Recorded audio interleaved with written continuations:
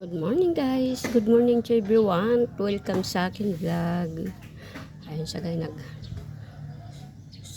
akyat sila ng nagpakupra sila kasi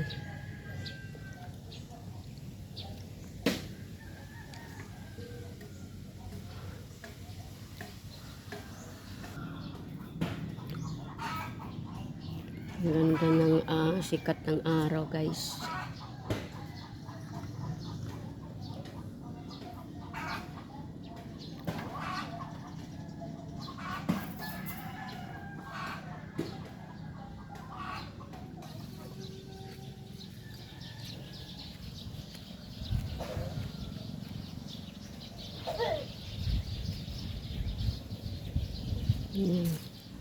Nalaglag na yung niyog para kuprasin.